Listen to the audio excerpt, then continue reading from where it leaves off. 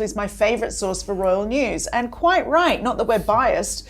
Harry said in his BBC interview that he was forced to step away from royal duty due to security concerns. I thought Harry and Meghan had decided to leave. You turn your back on the crown, mocking it, challenging it, and cashing in on it. You forfeit what was once yours. The honor decays. A title isn't a feel-good keepsake. It stands for allegiance, duty, and trust. And in Parliament's view, Prince Harry has violated every one of those principles. Story. Apparently, palace officials have been trying their hardest to strip Harry of his titles, but the move to invoke the Titles Deprivation Act is no mere gesture. It's a precision cut aimed at slicing Harry's final, fraying tie to the crown. If Parliament greenlights it, all the Netflix contracts, bestseller tours, and podcast rollouts in the world won't change the outcome. It'll be a full factory reset. Goodbye, HRH. Farewell, Duke of Sussex. What remains is simply Mr. Harry Windsor, nestled in his Montecito estate, ringed by staff and security, with only the reverberations of royalty lingering in the halls. So how's Harry taking it? Word is, not well. Insiders say he's storming around his Montecito spread like a lion in a gilded cage, shaken, furious, and certain the whole thing is petty payback. He's calling the move vindictive, chalking it up to jealousy and tabloid pressure. But here's the rub. This isn't a media stunt, it's Parliament, it's statute, it's the cold machinery of the law. When you bite the hand that once fed you, you don't get dessert, you get the bill. Yeah, I agree. So we are in total agreement. They are very dependent on each other. Behind closed doors, Harry's lawyers are reportedly in overdrive, rifling through dusty precedents, hunting for any loophole that might spare a shred of royal privilege. But there's no daylight in the statute. Parliament isn't just reacting, it's planting a flag. Because if Harry hangs on to his title after all this, what's to stop the next disillusioned Windsor from staging the same exit? Where then does the monarchy draw the line? It's drawing it right now.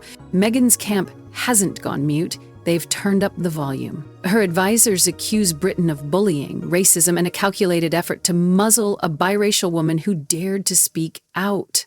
But the public sentiment, it's shifting.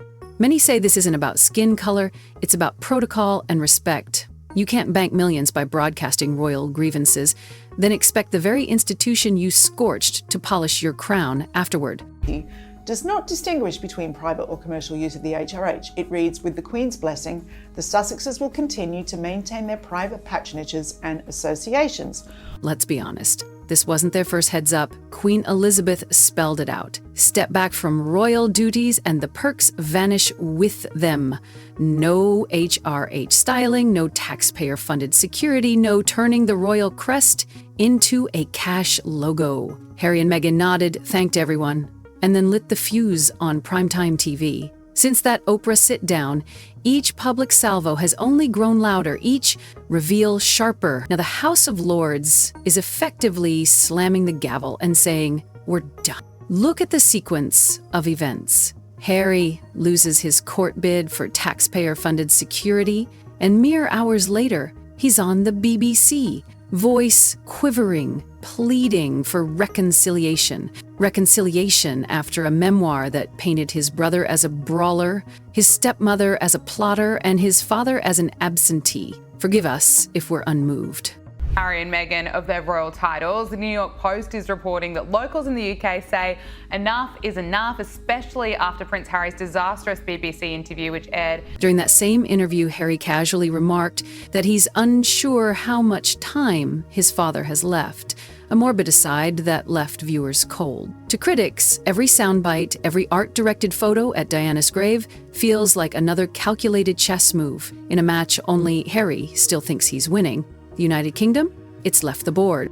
The tabloids have flipped, poll numbers have flipped. Even the palace, normally a fortress of silence, is content to let Parliament swing the axe. That way, Charles stays above the fray. He won't be the king who disowned his son, he'll be the monarch who simply honored Parliament's decision. Classic royal strategy. Immaculate hands, absolute consequences. whether Prince Harry and the Duchess of Montecito should lose their official royal titles. Here's the punchline. That quiet little petition has erupted into a roar, well past 100,000 signatures and climbing. These aren't faceless trolls or royal diehards. They're everyday Britons from Sussex to the Highlands. The same people who lined the mall for Diana's cortege and waved Union Jacks for William and Kate's big day. They aren't furious that Harry left. They're furious that he keeps popping back for another withdrawal. He pocketed the sympathy, soaked up the spotlight, clung to the name, and offered nothing in return. No dignity, no restraint, no unvarnished truth. Just a steady drip of grievances, packaged in California sunshine. If Parliament signs off, and the odds tilt that way by the hour, Harry won't merely misplace a title, he'll lose the engine that powers the whole Sussex enterprise. Hollywood may still pick up the phone, but the sparkle will dull and the contracts will thin. Strip away Duke of Sussex, and Harry becomes just another ex-royal with a memoir and a mic. Meghan morphs into a former duchess with a face screen side hustle and a lapsed Spotify deal. Prestige is the currency. Yank the title and the market collapses. William is planning to strip Harry and Meghan of their royal titles when he ascends to the throne. That, right there, is the eye of the storm. The fallout Harry never saw on the radar. Not a spat with William, not chilly silence from Charles, but a full-scale institutional cleanse. A velvet revolution, armed with centuries of tradition, powered by statute, and cheered on by the public. Spend years torching your inheritance, and don't be shocked when the crown bolts the gates. If Parliament pulls the titles deprivation trigger, Duke of Sussex could vanish overnight. No curtain call, no golden parachute, gone. The precedent would be seismic. Any future royal in self-exile would think twice before weaponizing a title. This isn't vindictiveness, it's a line in the sand between birthright and betrayal. And let's be real, Harry hasn't tiptoed around, has he? From Oprah to Anderson Cooper, from the Netflix docuseries to the 400-page hand grenade called Spare, he hasn't merely spilled tea, he's poured out the entire royal china set on live television. Each confession, each private slight repackaged as primetime content, stretched public goodwill until it finally snapped. Britons watched him auction off royal wounds to the highest bidder, and now they're demanding the last tangible link to that heritage, his title, be taken back. A plan to finally strip Prince Harry and Meghan Markle of their HRH titles. Riley Sullivan. Brace yourself. Harry can feel the vice tightening. Insiders say the House of Lords discussion blindsided him. He never imagined it would reach this stage, but when you torch every bridge behind you, don't gape when no one rolls out a rescue ladder. This is the Crown's quiet counterstrike. No fiery press briefings, no theatrical palace statements. Just the slow, deliberate gears of British law grinding forward. Icy, silent, irreversible. And Meghan? She's not exactly pouring water on the flames. That now infamous podcast gift basket, complete with, from Her Royal Highness the Duchess of Sussex, gift tags, may have been the last push Parliament needed. Remember, she voluntarily set aside that HRH at the late Queen's request. The styling isn't a mere flourish, it represents duty, loyalty, and service. Slapping it on jars of jam and lifestyle goodies isn't just tone deaf, it's a royal I rule in label form. MPs took note. That flourish of HRH could end up in the history books as the detail that tipped the scales, because the moment you start using royal honorifics as branding on podcast merch, like Buckingham has opened an Etsy shop, you've crossed into parody. And Westminster doesn't do parody. It does protocol. Duchess of Sussex. I just find it very uncomfortable, and I think a huge number of your viewers would agree, that you either respect the system. Prince William has dropped the stiff upper lip routine. After years of dignified silence, he's reportedly throwing his weight behind the title-stripping campaign, quietly urging MPs onward. To him, this isn't sibling friction anymore, it's crisis management. Every fresh allegation Harry airs muddies William's mission and tarnishes the institution he's destined to lead. As heir, He can't let the crown keep getting dragged through Malibu sand. And King Charles, not a peep. No warm statements, no olive branches, just deliberate quiet. After being skewered in memoirs and TV specials, he knows defending Harry would only ignite new headlines. So he's letting Parliament swing the hammer while he steps back in statesman-like detachment. If the Titles Deprivation Act goes through, Charles gains exactly what he needs: distance, diminished drama, and a son recast as plain Mr. Windsor. He emerges not as the harsh father, but as the constitutional monarch honoring the people's will. It's calculated, it's cold, and politically, it may be precisely the stabilizer the monarchy requires. The numbers are brutal. 62% of Britons now backstripping Harry and Meghan of every last title. Among older voters and royal traditionalists, that approval rockets past 70%. Even Gen Z, once the Sussex's biggest cheer squad, is slipping away. Why? Voters say they feel duped. Duped by the tears-on Oprah tour, by the privacy while we livestream paradox, by a couple who fled royal life only to monetize the monarchy on a Hollywood stage. In Sussex itself, signatures are pouring onto the petition. Residents feel ghosted, commodified, used as a logo. One local cut straight to the bone. He's not our Duke. He's just a Netflix actor with a title. Harsh, but unmistakably genuine. Harry's cardinal error wasn't leaving, it was assuming he could still trade on royal cachet after torching the palace walls. Parliament is about to end that illusion, and the recoil is crossing the Atlantic. U.S. talk shows, once fond, now they poke fun. Glossy magazines that once offered double spreads are running skeptical headlines. Even Hollywood execs, once eager for Sussex content, are whispering that the royal sheen is wearing thin. Because without Duke of Sussex on the marquee, the pitch sounds flat. Two affluent ex-royals in Montecito selling a saga fewer and fewer people are buying. Strip away either variable and the whole model collapses. That's the killer truth Harry and Meghan never calculated for. The crown doesn't need them. The firm has already turned the page. William and Kate's stock is soaring, Queen Camilla is earning measured respect, and the public conversation has pivoted back to what the monarchy sells best: stability, tradition, continuity. In that storyline, Harry and Meghan are the chaotic footnote. A flare-up the institution weathered and moved on from. If Parliament acts, Duke and Duchess will vanish, leaving two Californians with memories of HRH and a brand in free fall.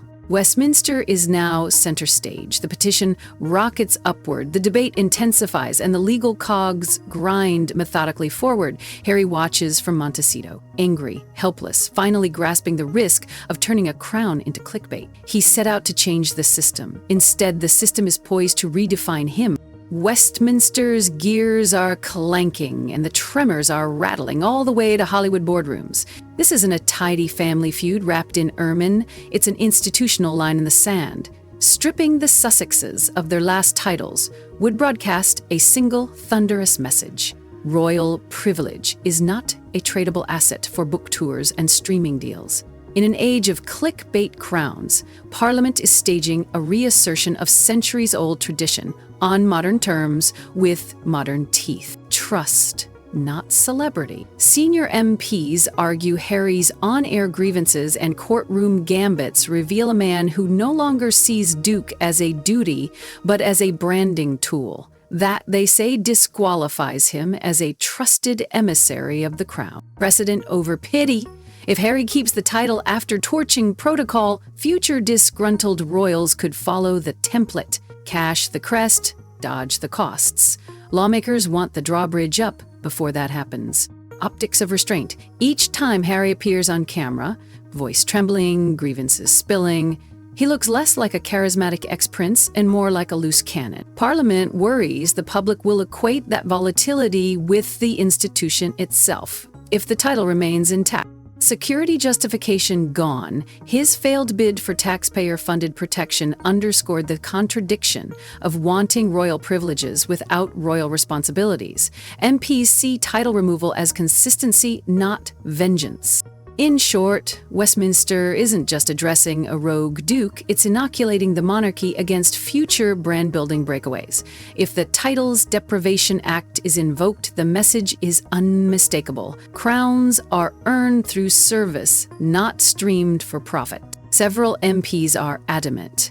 A royal title isn't a chic heirloom you casually inherit and flaunt. It's a badge earned through service, deference, and the relentless upkeep of national tradition. As one senior member put it, behind closed doors, if we let Prince Harry keep his dukedom while turning the crown into a cash cow, we reduce the monarchy to a glorified reality show. And that, precisely, is the flavor of spectacle the British public is fed up with, an endless family soap opera broadcast for ratings. The polling echoes the mood. A recent Find Out Now survey found a clear majority of voters prioritizing the integrity of the royal brand over indulging celebrities who treat their titles like marketing props. To many Brits, Harry's stateside tell-alls and memoir meltdowns look less like principled critiques and more like PR stunts to stay in the spotlight, no matter how many familial bridges are left smoldering in his wake. Inside Buckingham Palace, you can practically feel the collective exhale, relief tempered by wary optimism. Courtiers are tightening the screws of protocol, making sure there's no runway left for the Sussex Activist Royal Act.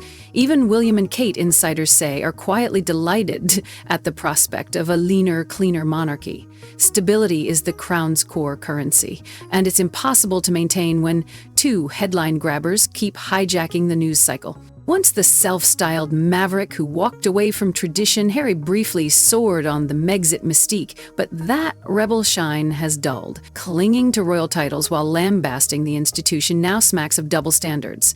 Perks without duty, influence without accountability. Keep that contradiction running long enough and the bold reformer image collapses into something far less flattering.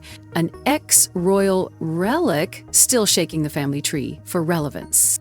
For Harry, credibility isn't window dressing, it's the entire storefront. Lose that and the merchandise inside loses value too. His dukedom is the final thread tying him to the House of Windsor. Snap it, and he risks tumbling from disruptive royal to garden variety tabloid fodder. Just another fallen celeb peddling glossy photo shoots and tear-stained memoirs.